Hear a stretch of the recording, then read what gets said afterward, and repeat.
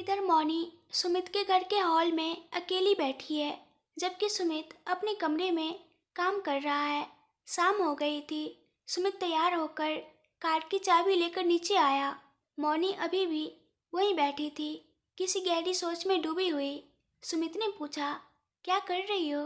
क्या यहाँ से भागने की योजना बना रही हो? सुमित की बातें सुनकर मौनी ने ना में अपनी गर्दन हिला दी। सुमित बोला, फिर इतना क्या सोच रही हो?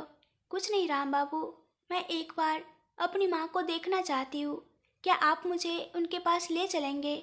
उसने डरते हुए पूछा। सुमित बोला, तो अब मैं तुम्हें पूरे शहर में घुमाता फिरूं? नहीं राम बाबू, प्लीज मुझे उस अस्पताल में ले चलिए जहाँ मेरी माँ है। सुमित बोला, अगर तुम वहाँ से भाग जाओगी तो तुमने पहले ही कहा था कि तुम मुझे पसंद नहीं करती। सुमित ने मौनी के पास जाते हुए कहा। मौनी बोली, मैं क्यों भागूंगी राम बाबू? मुझे याद है कि मेरी शादी आपसे हुई है। मुझ में इतनी हिम्मत नहीं है कि मैं आपको ऐसे छोड़ जाऊं। ओह सच में? सुमित ने कहा। अपना हाथ बढ़ाया और मौनी को पूरी तरह से गले लगा लिया। उसने उसकी आंखों में देखा और कहा, तो तुम मुझे नहीं छोड़ोगी भले ही मैं कुछ भी करूं? तुम मेरे बारे में जानने के बाद भी अपने वादे पर कायम हो। इस फैसले पर मैं तुम्हारी तारीफ कर सकता हूँ। मौनी बोली, एक बार जब कोई महिला मंगलसूत्र पहन लेती है तो उसे उस आदमी का हाथ नहीं छोड़ना चाहिए जिसने उसे बांधा है, चाहे वह कैसा भी हो। मेरी माँ ने मुझसे कहा था, मैं उस मंगलसूत्र की कदर करती हूँ। तुम उस मंगलसूत्र की कदर करती हो जो मैंने बांधा है, लेकिन तुम मेरी कदर नहीं करती है ना? सुमित ने उसकी ओर देखते हुए कहा। मैंने ऐसा नहीं कहा, मौनी ने सुमित की बाहों में रहते हुए कहा। सुमित बोला, कहा और फिर पूछा, तो अब तुम्हारी क्या समस्या है? तुम्हारी माँ? हाँ राम बाबू, मैं बस उन्हें एक बार देखकर वापस आ जाऊंगी। प्लीज मुझे वहाँ ले चलिए। उसने आंखों में आंसू लिए कहा। अरे ये क्या है?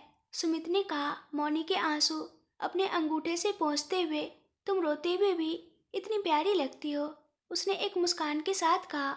सुमित अभी भी मौनी को चिढ़ाते हुए कहता है, क्या तुम रोना बंद नहीं करोगी? क्या तुम्हें पता भी है कि तुम्हारी माँ किस अस्पताल में है? मौनी ने ना में अपना सिर हिला दिया। सुमित को मौनी इस तरह बहुत प्यारी लगी। सुमित बोला, अगर तुम्हें नहीं पता तो क्या तुमने मुझे इस शहर के सभी अस्पतालों में घुमाने की योजना बनाई है? मौनी बोली, नहीं ऐसा नहीं है। सुमित बोला, हर बात के लिए ऐसा नहीं है। मुझे वो प्यारे भाव मत दिखाओ, मुझे तुम्हारे साथ कुछ करने का मन करता है। सुमित ने कहा, मौनी को और करीब खींचते हुए। मौनी डर से उसकी एनाकोंडा जैसी पकड़ से भागने की कोशिश की, लेकिन वह यह कर न पाई। उसने सुमित को बेबसी से देखा। सुमित बोला, ये क्या नजरें है? तुम्हें लगता है कि तुम मुझसे बच सकती हो? मौनी कुछ नहीं कर सकी और चुप रही। सुमित बोला, तुम समझ गई है ना? मुझसे बचना बहुत मुश्किल है बेबी। सुमित ने कहा। मौनी को छोड़कर अपने भाई लोहित को फोन किया। लोहित जो ऑफिस में था, स्क्रीन पर बड़े भाई का नाम देखकर आश्चर्यचकित हुआ कि उसके भाई ने क्यों फ़ोन किया। उसने फ़ोन उठाया और कहा, हाँ भाई।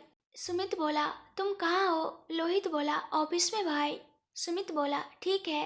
क्या तुम्हें पता है कि मौनी की माँ किस अस्पताल में है? लोहित ये सुनकर मासूमियत से हंसी दबाते हुए पूछा। मौनी कौन है भाई? वह डर गया था कि अगर सुमित ने हंसी सुनी तो वह गुस्सा हो जाएगा। सुमित बोला, मासूम बनने की कोशिश मत करो। लोहित बोला, अरे जब मैंने पूछा कि मौनी कौन है तो मुझ पर क्यों गुस्सा हो रहे हो भाई? सुमित बोला, वह तुम्हारी भाभी है। तो लोहित बोला, ओह वह मेरी भाभी है तो वह तुम्हारे लिए क्या है मेरे प्यारे भाई? सुमित बोला, कुछ नहीं, तुम्हें क्या लेना देना? सुमित ने चिढ़कर कहा। लोहित फिर बोला, पहले बताओ भाई। सुमित बोला, वह मेरी पत्नी है बस। लोहित बोला, ओह मेरे बड़े भाई की पत्नी बहुत अच्छी है। ठीक है, तुमने क्या पूछा था भाई? मैं भूल गया। सुमित बोला, तुम बदमाश हो गए हो, मैं तुम्हारी टांगे तोड़ दूंगा। तुम नालायक, तुम्हारी बात बाद में होगी। पहले बताओ कि तुम्हें अस्पताल पता है या नहीं? लोहित बोला, पता है भाई। सुमित ने कहा, तो जल्दी बताओ। लोहित ने कहा, ओह क्या बात है भाई, तुम इतने गुस्से में क्यों हो? सुमित ने कहा, अगर तुमने मुझे गुस्सा दिलाया तो मैं अभी ऑफिस में आकर तुम्हें पीटूंगा। लोहित बोला, इतनी मेहनत क्यों, मैं पता व्हाट्सएप कर देता हूँ। सुमित बोला, जल्दी करो। लोहित ने कहा, 1 मिनट भाई, क्या भाभी बाहर जा रही है? एंजॉय भाई, लोहित ने हंसते हुए कहा। सुमित ने कहा, बाहर नहीं, बदमाश, हम नरक में जा रहे हैं। तुम भी आओ, मैं तुम्हें भी उसमें डुबो दूंगा ताकि तुम्हारा बुरा साया दूर हो जाए। लोहित ने कहा, ओह नहीं, ऐसा मत करो भाई, मैं अपने माता पिता का इकलौता अच्छा बेटा हूँ। लोहित ने कहा। सुमित ने फोन काट दिया और मौनी की ओर मुड़कर उसने कहा, क्या क्या मैं तुम्हें अब बाहर ले जाऊँ? मौनी ने सहमति में अपना सिर हिला दिया। सुमित ने कहा, तो चलो, तुम अभी तक अम्मा अम्मा चिल्ला रही थी, तो अब तुम वहाँ मूर्ति की तरह क्यों खड़ी हो? चलो, उसने कहा, अपना गुस्सा मौनी पर निकाला। मौनी ने ठीक है कहा और सुमित से आगे बढ़कर तेजी से कार तक चली गई। सुमित उसके पीछे पीछे आया, उसे देखते हुए बोला, क्या क्या तुम मेरी मालकिन हो? तुम आगे क्यों चल रही हो, जैसे मैं तुम्हारा ड्राइवर हो? उसने गुस्से से पूछा। मौनी ने धीरे से कहा, नहीं, ऐसा नहीं है, आपने मुझे जाने के लिए कहा, इसलिए मैं आई। सुमित बोला, ओह, तो सिर्फ इसलिए कि मैंने तुम्हें जाने के लिए बोला तो तुम मुझसे पहले आ जाओगी? क्या तुम्हें अपने पति के साथ जाने का कोई एहसास नहीं है? ओह, तुम्हें नहीं होगा, क्यों होगा? तुम मुझे पसंद भी नहीं करती। तुम किसी न किसी तरह से मुझे नीचा दिखाने की कोशिश कर रही हो। ऐसे काम करके तुम मुझे यह एहसास दिलाने की कोशिश कर रही हो कि मैं तुम्हारी नज़रों में घास के तिन के बराबर हूँ, है ना? मौनी ने कहा, मैंने ऐसा नहीं सोचा राम बाबू, मैं कसम खाती हूँ। तो सुमित ने कहा, हाँ, तुम्हारी कसमों पर कौन विश्वास करेगा? चलो, उसने कहा। जल्दी से कार में बैठ गया और उसे चालू कर दिया। मौनी चुपचाप कार में बैठ गई। आधे घंटे बाद वे शहर के एक मल्टी स्पेशलिटी अस्पताल में पहुंचे। सुमित ने कार पार्क की और मौनी को उतरने के लिए कहा। मौनी सुमित के पीछे पीछे गई। सुमित रिसेप्शन पर गया और रूपा जी के बारे में पूछताछ की, यह कहते हुए कि वह उनसे मिलना चाहता है। पता चलने के बाद कि वह कहाँ है, वह लिफ्ट की ओर चल दिया। मौनी भी लिफ्ट में चढ़ गई। सुमित ने तीसरी मंजिल का बटन दबाया। जैसे ही वे लिफ्ट में अकेले थे, उसने अपने दोनों हाथ अपनी जेब में डाले, लिफ्ट के किनारे पर झुक गया और मौनी को बिना पलक झपकाए घूरने लगा। मौनी उसकी नज़रों से असहज महसूस कर रही थी। उसने मुश्किल से घूंट निगली, अपनी साड़ी का पल्लू पकड़ा और उससे छेड़छाड़ की। सोच रही थी कि लिफ्ट कब रुकेगी। सुमित ने कहा, हे। मौनी ने केवल अपनी आंखें सुमित की ओर घुमाई। सुमित अपने मन में सोचा, क्या देख रही हो तुम चोर? तुम मुझे ऐसे ही देखती थी और मुझे अपना दीवाना बना लिया। फिर उसने पूछा, क्या किसी ने तुम्हें कभी बताया है कि तुम सुंदर हो? मौनी ने कहा, उसने जवाब दिया। सुमित बोला, अगर कोई तुम्हें दोबारा बताए तो विश्वास मत करना, क्योंकि यह झूठ है। तो मौनी ने उससे पूछा, तो तुमने भी झूठ बोला राम बाबू? तुमने पत्रों में मेरे बारे में इतना कुछ लिखा, कहा कि मैं सुंदर हूँ। सुमित अपने मन में बोला, वाह, ये तो काफ़ी चालाक है, ये मुझे उल्टा जवाब दे रही है। फिर उसने कहा, तब मेरी आंखों पर कोई जादुई मंत्र आ गया होगा उस दिन, इसलिए इतनी सुंदर लड़कियां मेरे पीछे पड़ी थी, लेकिन मैंने उन्हें ठुकरा दिया और तुम्हारे पीछे भागा। लेकिन बाद में मुझे एहसास हुआ कि तुम हम जैसे लोगों को देखती भी नहीं हो। मैंने बेवजह तुमसे उम्मीदें लगाई और मूर्ख बन गया। मैं तुम्हारे सामने एक छोटी सी उम्मीद लेकर आया था कि तुम मुझे पहचान जाओगी, लेकिन तुमने ऐसे दिल तोड़ने वाले शब्द कहे।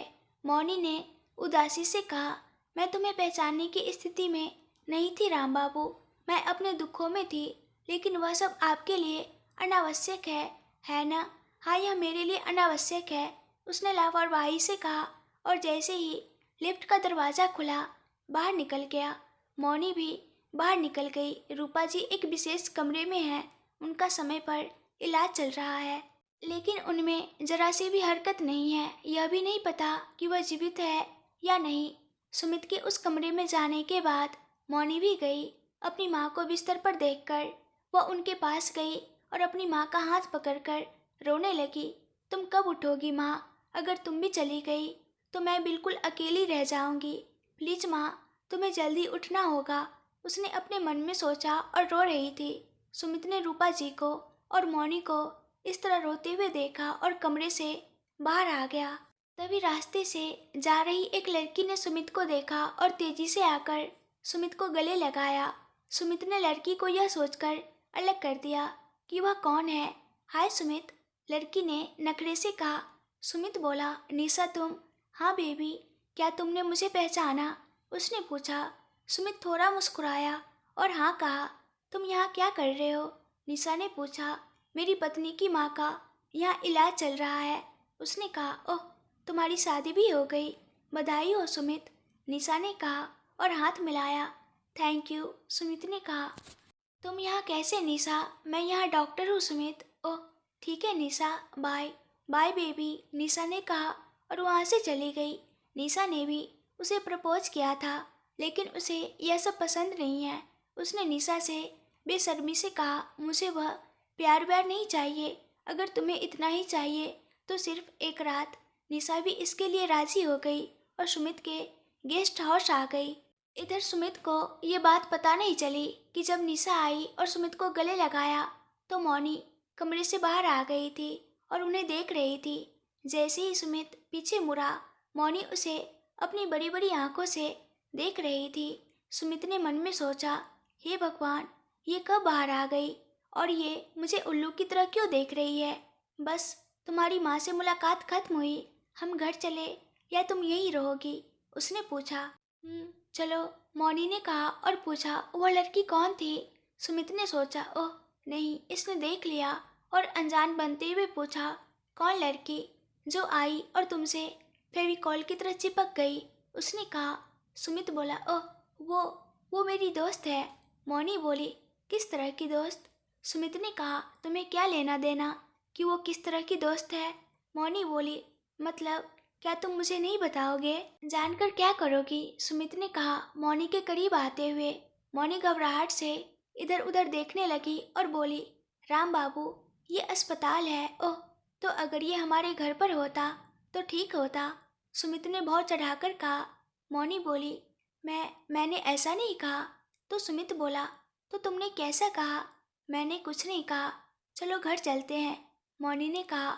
सुमित बोला, क्या तुम मुझे आदेश दे रही हो?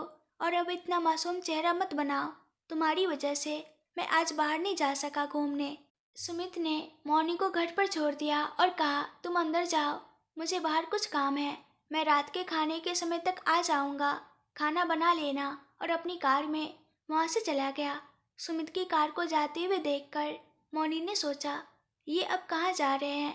तभी मौनी को अपनी मामी की बातें याद आ गई। वह हर दिन एक अलग औरत के साथ घूमता है। मौनी ने सोचा, क्या ये सच में उसी वजह से जा रहे हैं? जैसे ही उसने यह सोचा, उसे बहुत दुख हुआ। वहाँ बहुत देर तक खड़े रहने के बाद उसे याद आया कि सुमित ने उसे खाना बनाने के लिए कहा था और वह धीरे धीरे घर के अंदर चली गई। मौनी ने उदास चेहरे से खाना बनाया और सब कुछ डाइनिंग टेबल पर लगा दिया। हॉल में सुमित का इंतजार करते हुए बैठी रही। रात 9:30 बजे सुमित आराम से घर आया। दरवाजे की आवाज़ सुनकर मौनी का ध्यान दरवाजे की ओर गया। सुमित ने मौनी को देखा और पूछा, क्या तुमने खाना खा लिया? डाइनिंग टेबल की ओर चलते हुए, अभी नहीं, उसने कहा। क्यों? उसने कुर्सी पर बैठते हुए पूछा। मौनी बोली, मैं तुम्हारा इंतजार कर रही थी। ओह क्यों? अगर मैं नहीं खाऊंगा तो तुम भी नहीं खाओगी, सुमित ने कहा।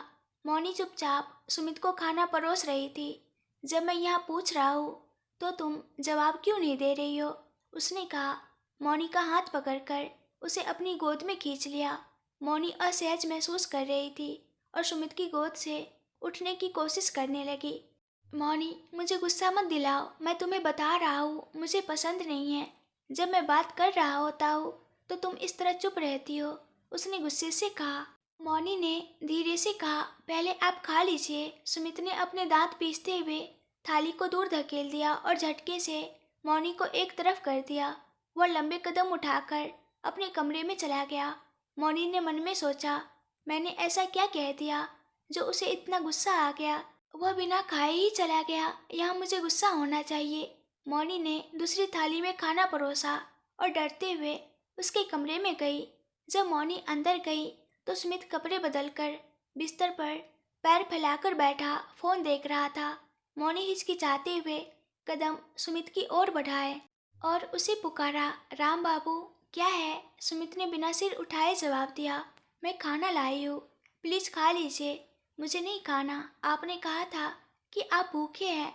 सुमित ने कहा, अब नहीं हूँ, प्लीज राम बाबू, अगर आप मुझसे गुस्सा है तो मुझे डांट लीजिए, लेकिन बिना खाए मत जाइए। जब आप मेरे कारण खाना नहीं खाएंगे तो मुझे अच्छा नहीं लगेगा, मौनी ने कहा। तो सुमित बोला, ओह, तो अगर कोई और बात होती तो आपको परवाह नहीं कि मैं भूखा रहूं, क्या यही बात है? मौनी बोली, नहीं, मेरा मतलब यह नहीं था। सुमित बोला, तो तुमने ऐसा क्यों कहा? प्लीज राम बाबू, पहले खाना खा लीजिए, मौनी ने कहा।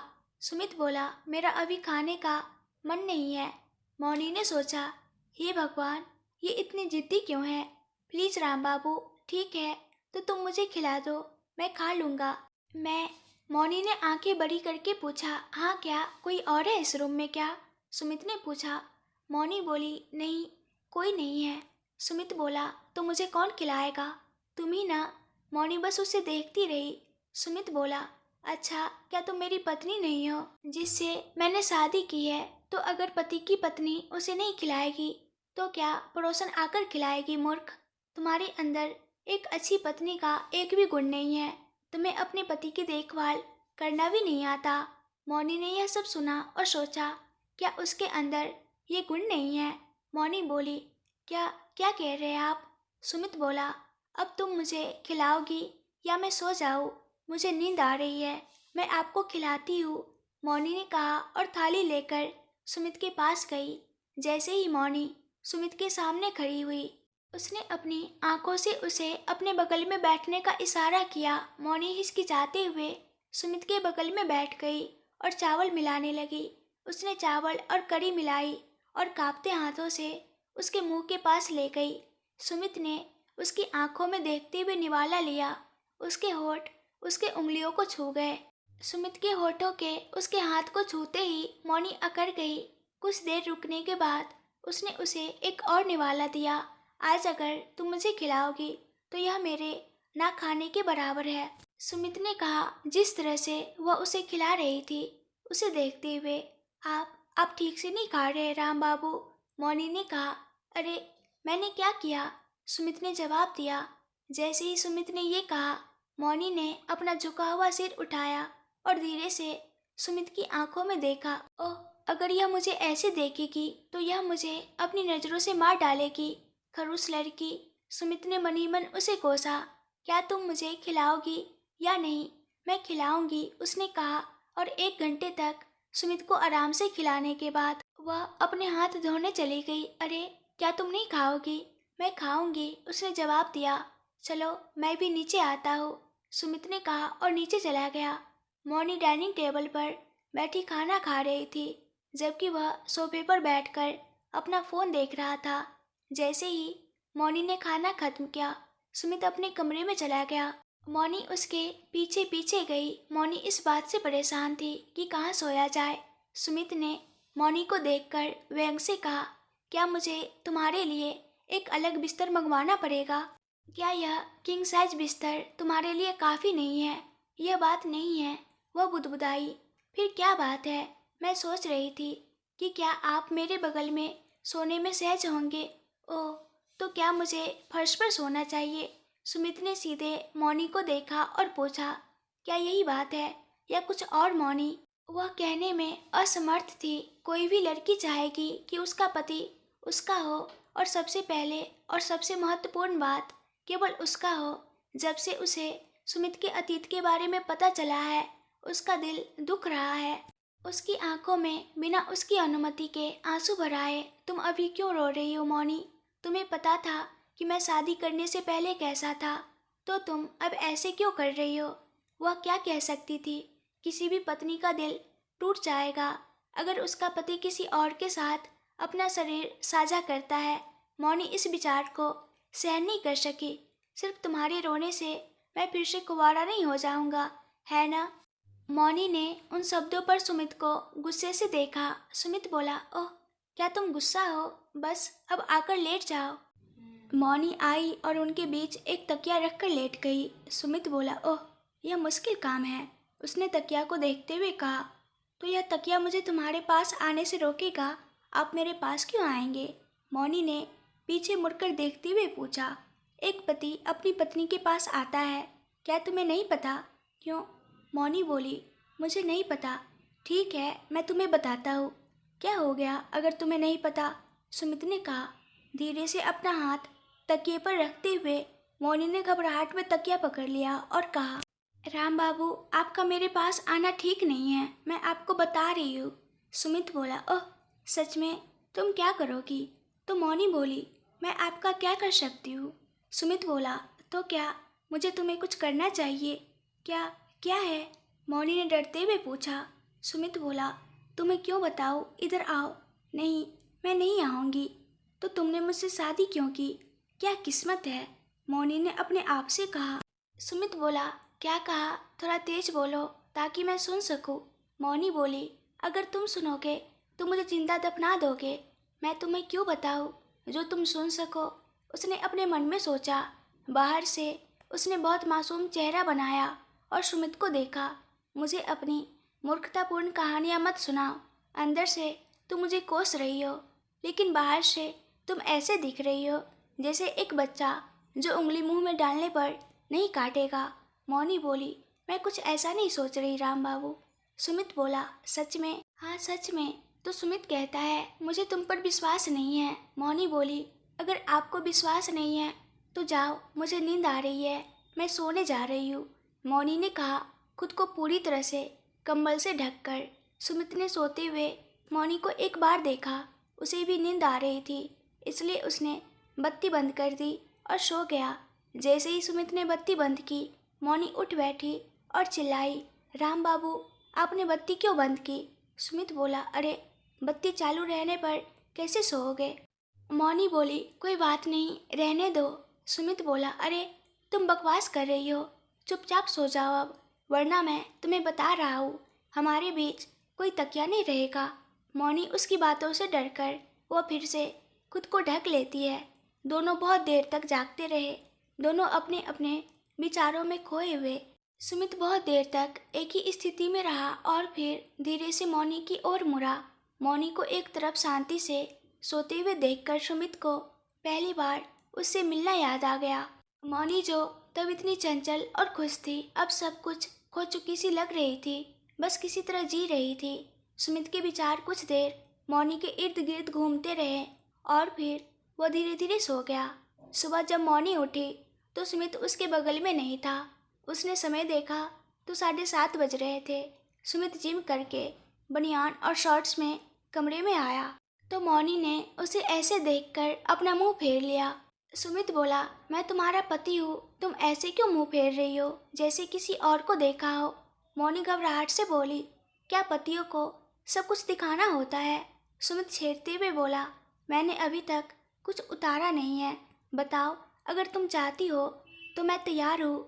मौनी शर्मिंदा होकर बोली, मुझे कुछ नहीं चाहिए। अपना कपड़ा लेकर वॉशरूम में चली जाती है। सुमित मन ही मन में बोला, किसी को इसे बताना चाहिए कि बाहर की लड़कियां मेरी बॉडी देखने के लिए मरती है, लेकिन ये अपना मुंह फेर लेती है। ये मुझे अपना पति भी नहीं समझती। क्या करूं? मुझे इसके नखरे झेलने पड़ेंगे। बिस्तर पर बैठकर मौनी का इंतजार करने लगा। मौनी वॉशरूम से बाहर आती है। सुमित जल्दी से मौनी के पास जाकर उसे दीवार से चिपकाकर पूछता है, इतनी देर क्यों लगाई? तुम्हें पता नहीं कि मुझे ऑफिस के लिए देर हो रही है? मौनी बोली, मैं क्या करूं अगर आपको देर हो रही है? सुमित ने आंख मारते हुए कहा, आओ मेरी पीठ मल दो, मेरा नहाना जल्दी हो जाएगा। मौनी अपनी आंखें बड़ी करके बोली, देखिए राम बाबू, आपका ये करना अच्छा नहीं लग रहा है। सुमित बोला, बताओ तुम्हें कैसे अच्छा लगता है, मैं वैसे ही कोशिश करूँगा। और एक हाथ दीवार पर और दूसरा उसकी कमर पर रखता है। मौनी हकलाते हुए बोली, प्लीज़ ऐसे बातें मत कीजिए। सुमित बोला, तुम्हें कैसी बातें करनी है बताओ। मौनी बात बदलने की कोशिश करते हुए कहती है, राम बाबू, आपने कहा था कि आपको ऑफिस के लिए देर हो रही है।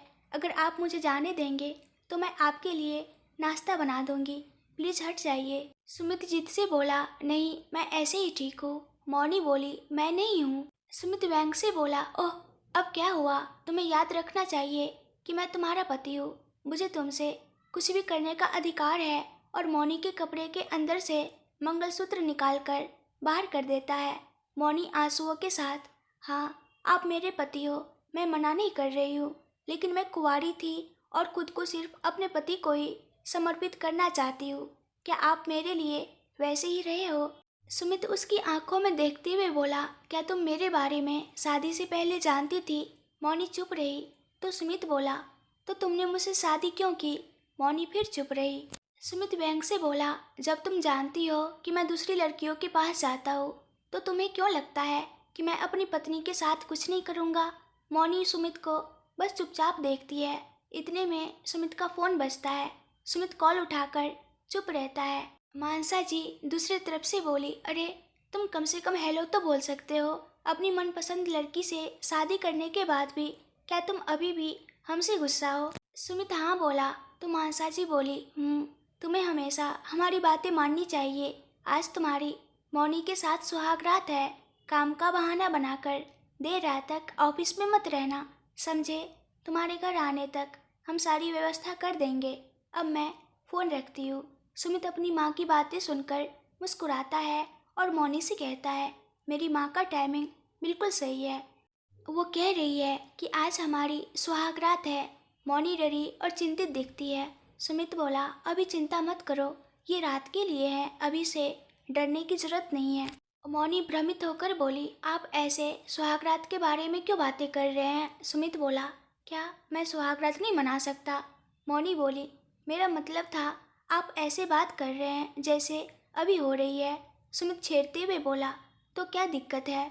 सुमित ने अपने होठ मौनी के कान को छूते हुए कहा, हाँ ये मेरा पहली बार नहीं है, लेकिन ये निश्चित रूप से तुम्हारे साथ मेरा पहली बार है। उस हल्के से स्पर्श ने उसके पूरे शरीर को पसीने से तर कर दिया। उसका पूरा शरीर कांप रहा था।